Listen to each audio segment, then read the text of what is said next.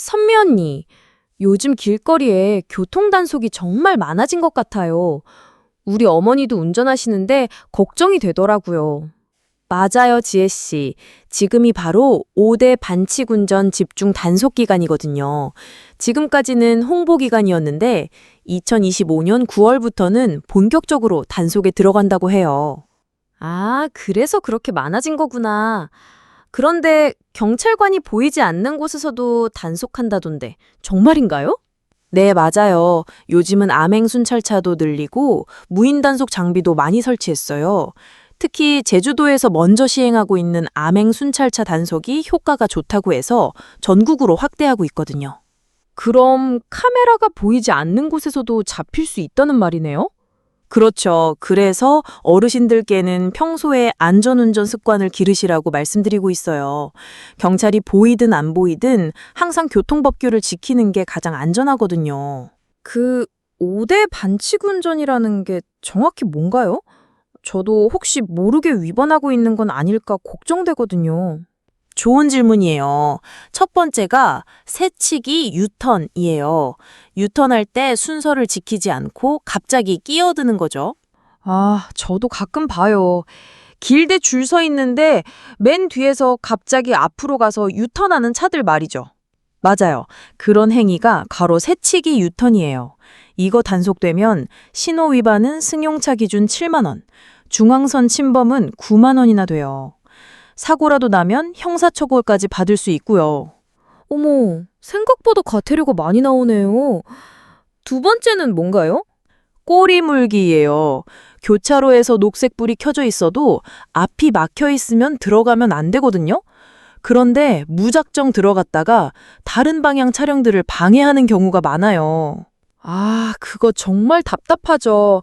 한 대 때문에 교차로 전체가 마비되는 경우 말이에요. 네, 정확해요. 이것도 과태료가 승용차 6만 원, 승합차 7만 원이에요. 특히 구급차나 소방차가 지나가야 할 때 방해가 되면 정말 큰 문제가 될 수 있거든요. 세 번째는 뭔가요? 끼어들기예요. 다들 순서대로 기다리고 있는데 앞까지 가서 갑자기 끼어드는 거죠. 특히 실선에서 끼어들면 차선 위반도 함께 적용돼요. 아, 그거 정말 짜증나죠. 모든 사람이 바쁜 건 마찬가지인데 말이에요. 맞아요. 과태료는 4만 원인데 다른 운전자들의 스트레스와 교통 흐름 방해를 생각하면 정말 하면 안 될 행동이에요. 네 번째는 뭔가요? 버스 전용차로 위반이에요. 고속도로 버스 전용차로는 9인승 이상 승용차나 12인승 이하 승합차만 다닐 수 있는데 반드시 6명 이상이 타야 해요. 그런 조건이 있었군요. 그런데 어떻게 단속하나요? 차 안이 잘 안 보이잖아요. 요즘은 드론을 이용해서 단속해요. 열화상 카메라와 AI 자동 인식 카메라가 장착되어 있어서 아무리 진하게 썬팅을 해도 대부분 식별이 가능하거든요. 과태료도 승용차 9만 원, 승합차 10만 원으로 꽤 높아요. 마지막 다섯 번째는 뭔가요? 비근급 구급차 교통법규 위반이에요. 긴급하지 않은 상황에서 사이렌을 울리고 신호 위반을 하거나 과속하는 구급차 날에 카차들이 있거든요. 아, 그런 경우도 있구나.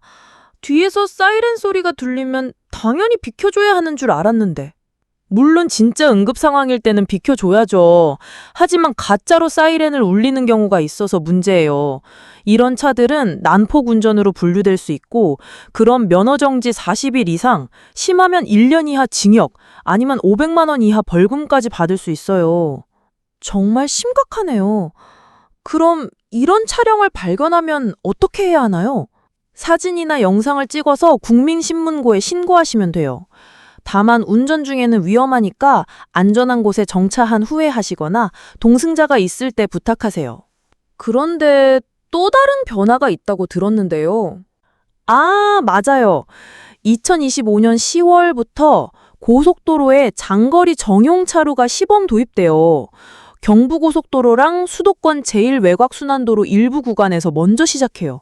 장거리 전용 차로요? 처음 듣는데 어떤 건가요? 고속도로인데 짧은 거리만 가는 차들 때문에 항상 막히는 구간이 있잖아요. 그래서 1, 2차로는 장거리만 가는 차량 전용으로, 3, 4차로는 단거리용으로 분리하는 거예요. 오, 그럼 교통 흐름이 좀 나아질까요? 그게 목적이에요. 장거리 가는 차들은 중간에 나가지 않고 쭉 가니까 교통 흐름이 더 원활해질 거라고 예상하고 있어요. 다만 아직 시범 운영이라서 실제 효과는 지켜봐야겠어요. 우리 부모님 세대분들께 특별히 당부하고 싶은 말씀이 있나요? 네, 몇 가지 말씀드리고 싶어요. 먼저 교통법규가 계속 바뀌고 있으니까 가족들과 함께 새로운 정보를 공유하시면 좋겠고요. 그리고 과태료보다는 안전이 가장 중요하다는 점 꼭 기억해 주세요. 그렇네요. 돈도 돈이지만 사고가 나면 더 큰 문제니까요. 맞아요. 특히 어르신들은 시력이나 반사신경이 예전 같지 않을 수 있으니까 더욱 여유 있게 운전하시고 확신이 서지 않을 때는 대중교통을 이용하시는 것도 방법이에요. 좋은 조언이네요.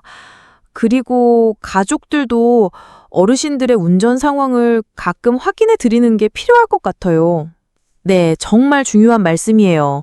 정기적으로 함께 드라이브를 하면서 운전 상태를 확인하고 필요하면 운전 교육을 받으시도록 도와드리는 것도 좋은 방법이에요. 오늘 정말 유익한 정보를 많이 알게 됐어요. 집에 가서 부모님께도 꼭 알려드려야겠어요. 네, 좋아요. 그리고 한 가지 더 말씀드리면 이런 단속이 늘어나는 이유는 처벌하려는 게 아니라 모든 운전자의 안전을 지키기 위해서라는 점 기억해 주세요. 맞아요. 결국 우리 모두의 안전을 위한 거네요. 그렇죠. 특히 어르신들은 수십 년간 운전 경험이 있으시지만 도로 환경과 법규가 계속 변하고 있으니까 항상 새로운 마음으로 안전운전에 신경 써주시면 좋겠어요. 네, 정말 감사해요. 오늘 배운 내용 잊지 않고 안전운전 하겠습니다. 네, 지혜 씨도 항상 조심히 운전하시고 주변 어르신들께도 오늘 이야기 많이 공유해 주세요. 모두의 안전한 운전을 위해서요. 오늘 저희의 작은 이야기가 어르신들의 마음에 따뜻한 온기로 닿기를 바랍니다. 혹시 주변에 이런 정보로 힘을 얻으실 분들이 계시다면 부디 이 온기를 함께 나눠주세요. 좋은 마음은 나눌수록 더 커지니까요. 늘 저희 마음 편한 시니어 수다방이 어르신들 곁에서 도란도란 이야기 나눌 벗이 되어드릴게요. 좋아요와 구독 그리고 따뜻한 댓글 한마디는 저희에게 큰 힘이 된답니다. 다음번 수다 시간에도 변함없이 찾아주세요. 저희는 언제나 여기서 어르신들을 기다리고 있겠습니다. 안녕히 계세요.